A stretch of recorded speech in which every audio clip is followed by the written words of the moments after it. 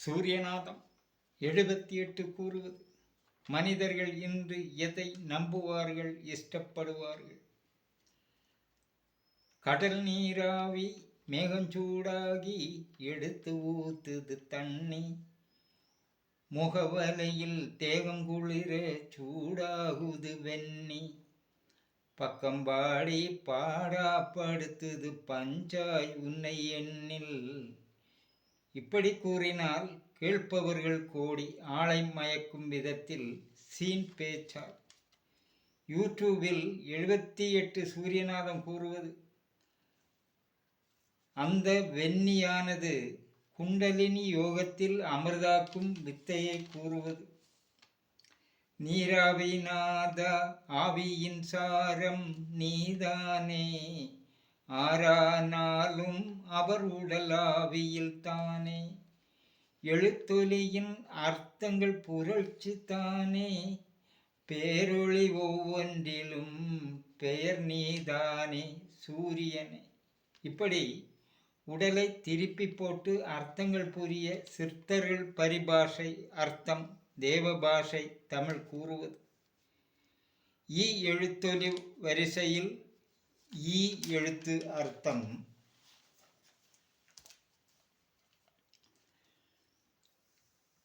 ஈரேகை.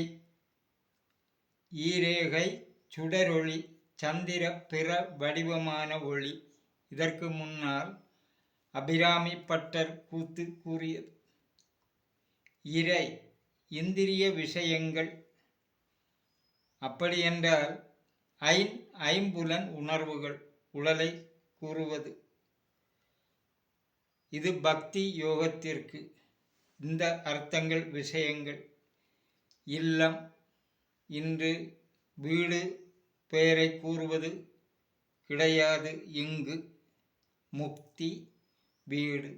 வீடு என்பது வீடு பெயர். இங்கிருந்து சூரிய ஒளியை பார்த்து அதன் செயலை அடைவது. இவ்வூர். அப்போது இன்று நாம் ஒரு ஊரிலும் தங்குவதை அந்த ஊர் பெயர் கிடையாது. இவ்வூர். இவ்வுடல். இழவு. இழவு தற்போத இழப்பு. அது பக்தி நிலையில் வரும்போது தன் அறிவை பதி என்ற செயலில் இருந்து வரும்போது உயிர் அறிவு மாறுபடுவது. இளங்கொடி வாலை குண்டலினி. இளையான் இழைத்து வரும் காற்று பூரகம். இளையோன் இளையான் என்பது ஒன்றிலிருந்து மீண்டும் இளமை ஆவது. இழைத்து வரும் காற்று பூரகம். உடலுக்குள் நாம் ஒவ்வொரு சுவாசம் இழுப்பதிலும் இளையான், அதாவது சூடு காற்று வெளியே போனால் குளிர்காற்று உள்ளே வருவது. அப்படியும் அதை சிந்திக்கலாம். இறந்தான் பற்றற்றவன், தன்னை இழந்தவன். இது பதி என்ற சொல்லில் வருவது. அது பக்தி உடலில் நடப்பது. இனி துறையும் தையல். மூலாதாரத்தின் சக்தி தத்துவம். இனி துறையும் தையல். தையல் மிஷினில் துணியை தைத்து இனிது சந்தோஷத்தில் செய்யும் தொழிலை கூறுவது கிடையாது. மூலாதாரத்தின் சக்தி தத்துவத்தை இந்நிலை படிப்பில் புரிவது.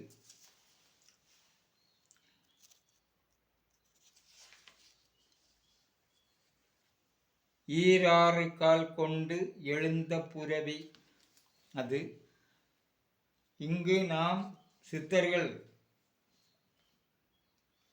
குறிப்புகளில் காண்பது. 12 அங்குலம் செல்லும் மூச்சு. இது இப்படி இதை எப்படி நான் விரித்து கூறினாலும் அதை புரிய அநேகம் செயல்கள் புரிய வேண்டும். அதற்கு பிராணயாம செயல், அதன் தத்துவங்கள் பட்டினத்தார் சித்தர் குறிப்புகளில் வருவது அநேகம் குறிப்புகளில் வரும். அப்படி வரும்போது 12 அங்குலம் என்பது அந்த மூச்சையை அடக்கினால் பக்தி நிலை என்பது சுவாசம் இழுக்காமல் இருக்கும் உடல், ஆகாரம் சுவாசம் செயலற்ற உடல். அந்த உடலில் 12 அங்குல மூச்சு என்பது ஈரும் மனம், சலிக்கும் மனம், ஈர்ப்பு, அப்போது சலிக்கும். அது திருமூலர் திருமந்திரத்தில் கூறிய அஷ்ட யோகத்தில் வருவது.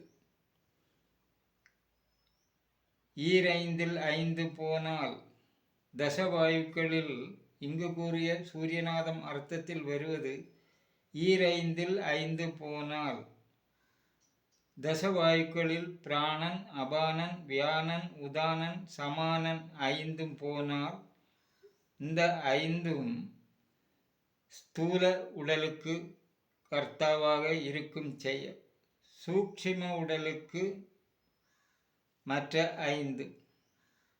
அதை நாம் இப்படி இந்த தசவாயுக்கள் பெயர் தெரியாமல் போனால் 5 போனால் இதன் அர்த்தம் நாம் தெரியாமல் போனால் இந்த சொற்கள் சித்தர்கள் குறிப்புகளில் வருகிறது.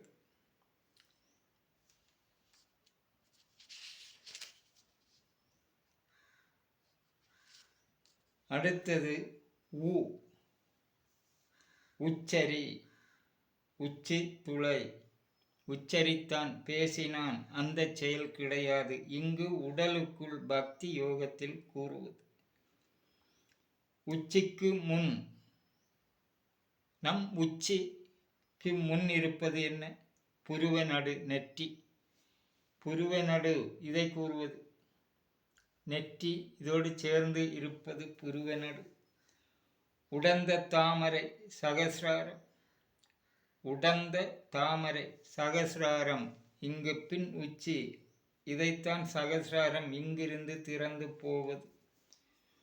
உடம்பு மகா காரணமான சரீரம்.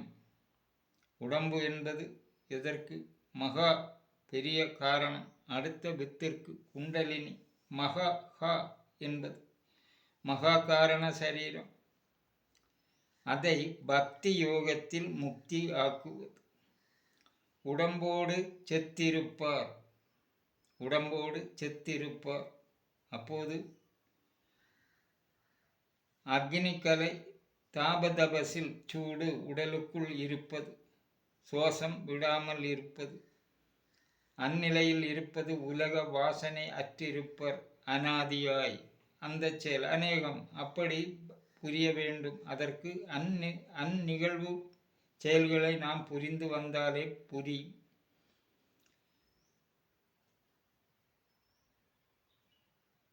உடல் மெய் ஆத்ம தத்துவம். உடல் மெய் ஆத்ம தத்துவம், அதாவது ஆன்ம தத்துவம். அது ஆத்மாவென்றும் கூறலாம்.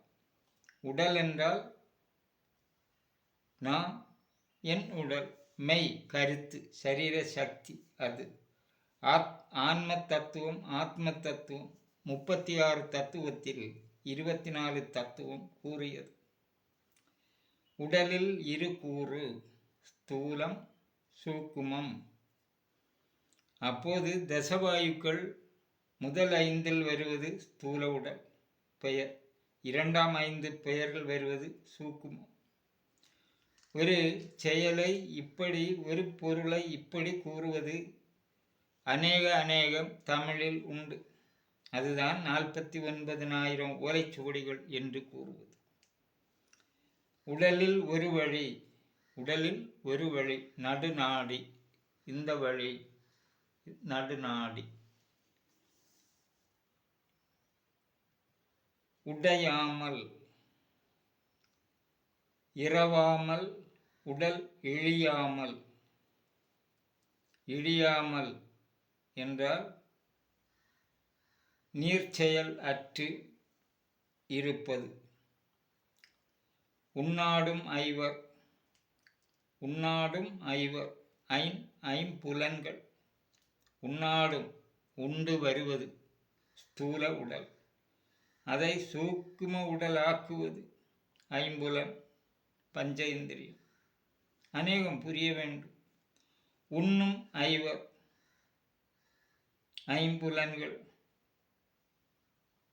உணர்த்து மெய், உணர்த்து மெய், சிவத்தத்துவம் 5, உணர்வு மெய், வித்யா தத்துவம் 7, உணர்வால் தன் உணர்வு செயலால் அப்படி இருப்பது வித்யா தத்துவம். 36 தத்துவத்தில் கூறியது ஆத்ம தத்துவம், வித்யா தத்துவம். அந்த தத்துவம் 7, 24 மேலும் 31, 5 வருவது. உதய குடில், உதய குடில், பரமகாய மண்டலம், உதய குடில், பரமகாய மண்டலம் எங்கே? நெற்றி. இது நான் கூறுவதை நீங்களும் புரிந்து கொள்ளுங்கள். காரணம், இன்று ஜலதோஷத்திற்கு மருந்து வாங்க போனால், ஒரு டாக்டரை காண போனால் அவர் எழுதி கொடுக்கும் மருந்து வேறு விதமாக இருப்பது. அதை வாங்கி சாப்பிட்டவர்கள் நிலை நீங்கள் பேப்பரில், யூடியூபில் பார்த்திருப்பீர்கள். நான் கூறுவது இங்கு உடலை வைத்து கூறுவது, உடல் தத்துவம்.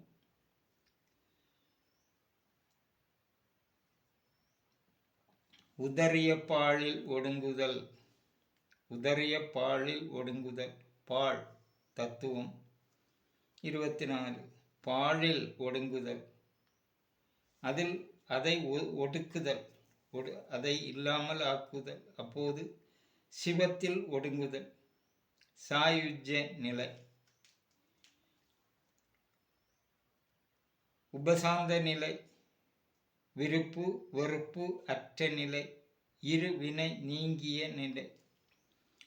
அது இப்படி இந்த ஒரு செயலில் எங்கெங்கே வருகிறது? விருப்பு வெறுப்பு சூரியநாதம் கூறியது வேணும் வேண்டாம் என்ற அவஸ்தையில் உடல் இருப்பது. இருவினை நீக்கிய நிலை, ஸ்தூலம் சூக்கிமம் நீக்கிய நிலை.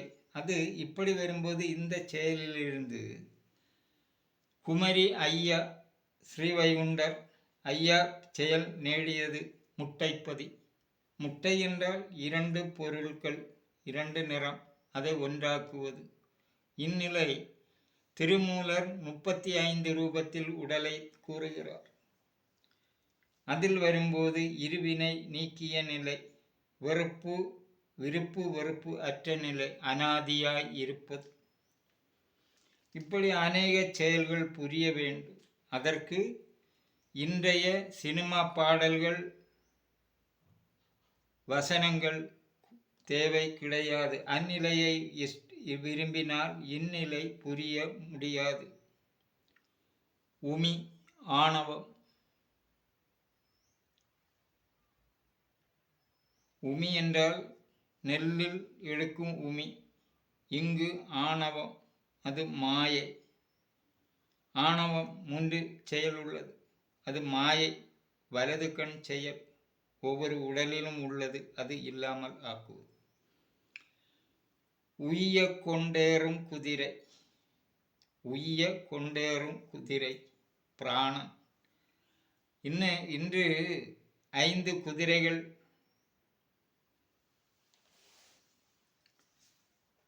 எங்கே பார்க்கிறோம்? கிருஷ்ணன் அர்ஜுனன் யுத்தத்தில்.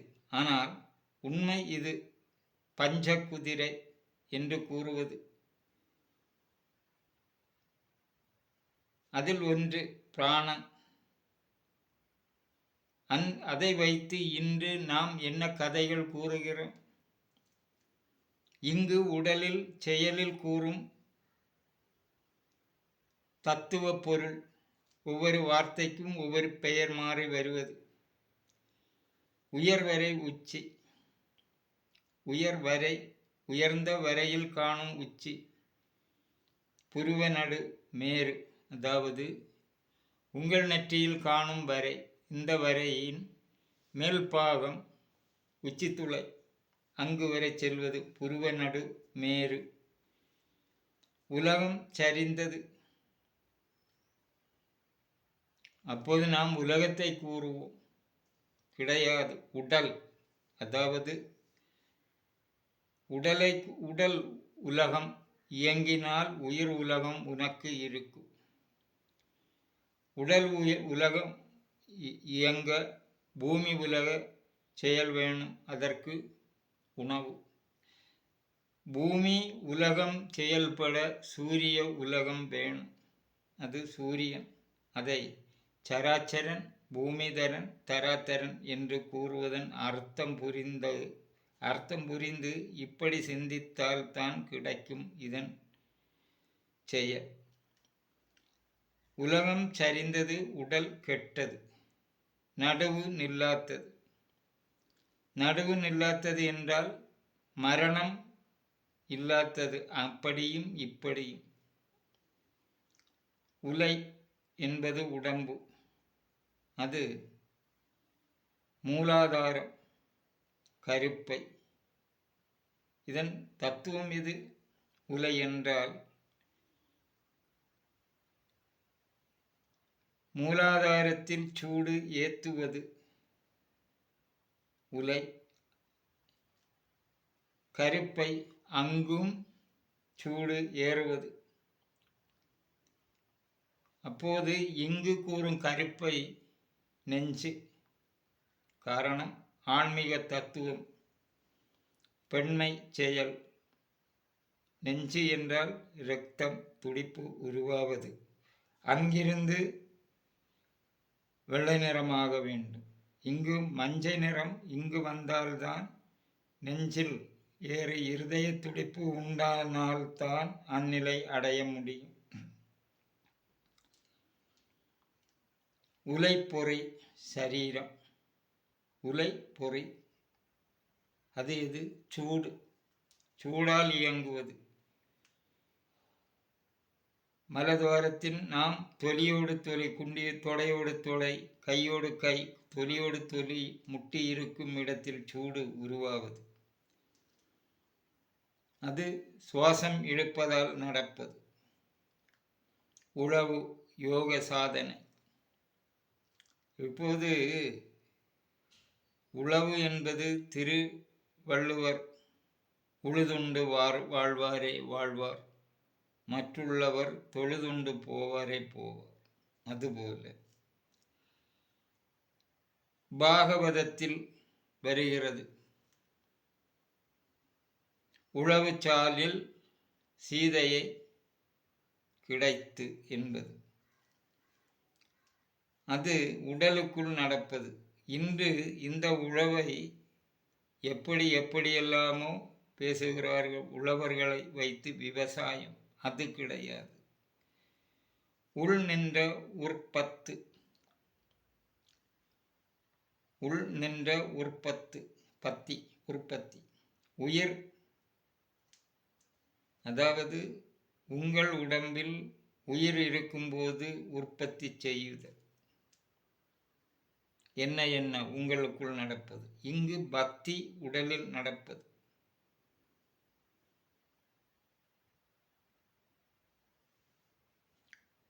உள் நின்ற ஏமத்திருள். உள் நின்ற ஏமத்திருள் அஞ்ஞானம், உயர்ந்த அறிவு. அப்போது ஏமத்திருள், திருள் என்பது உயர்ந்த பொருள். மேல் நிலை செயல் என்றும் நிலை உள்ளது. அது சித்தர்கள் குறிப்புகள் அனைத்தும் கூறுவது. உள்ளெழு நுண்புகை. உள்ளெழும் நுண்புகை பிராண புகை என்பது சுவாசம் இழுப்பதால் உடலுக்குள் அணுக்குள் சென்று இறங்கி ஏறி வருவது ஒவ்வொரு சுவாசத்திலும். உள்ளொட்டனம் செய்து உடலுள் நிலை பெறுமாறு செய்து. உள் ஒளி ஞான ஒளி, அதுதான் திருமந்திரத்தில் உள் ஒளி என்பது. இந்த உயர்ந்த காட்சியில் சூரியனை பற்றி கூறுவது. உற்ற பசுக்கள், யோக நெறிக்குள்பட்ட ஆத்மாக்கள். இப்போது புரியும். சிலர்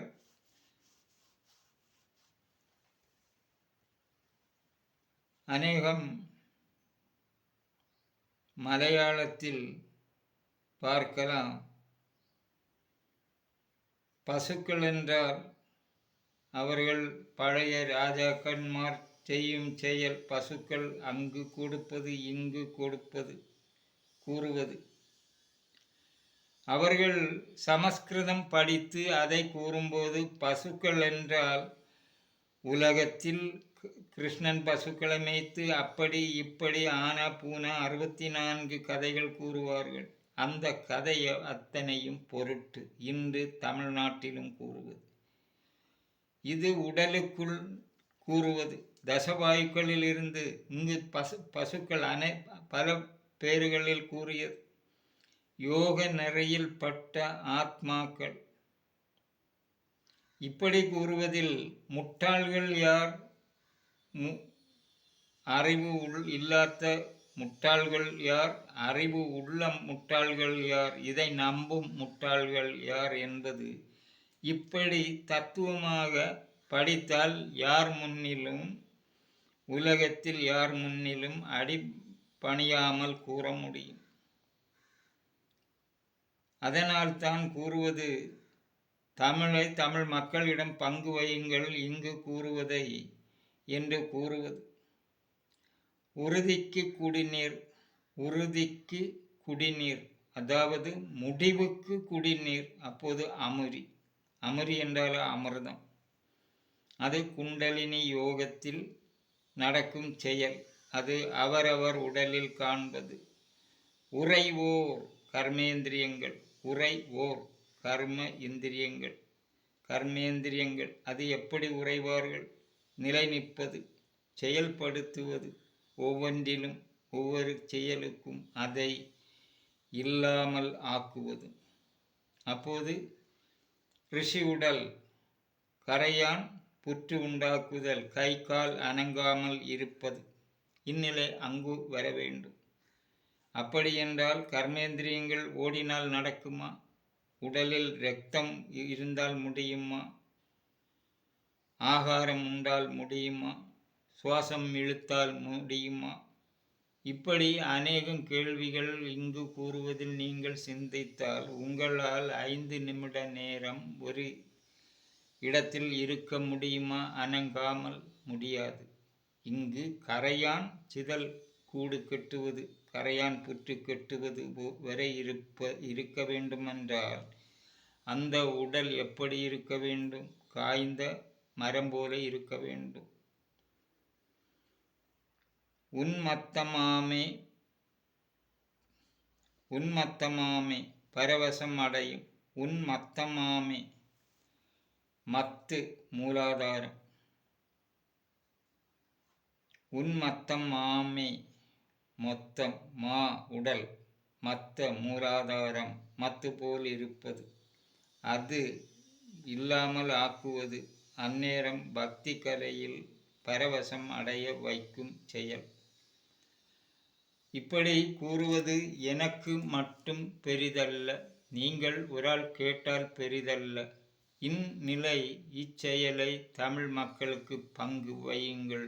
மலைவாசிகள் வரை இதை புரிய வேண்டும். அப்போது மதமென்ற வட்டக்கூட்டில் இன்று விளையாடும் உலகம் உனக்கும் இதை கூறி இதன் செயலை கூறலாம். திருமந்திரம் கேட்பதன் மூலம் அநேகம் தமிழ் சித்தர்கள் கூறும் அனைத்து ஓலைச்சுவடிகளிலும் வருவது உடலை குறித்து. அது பிராணயாம செயலில் கூடி நேடி வருவது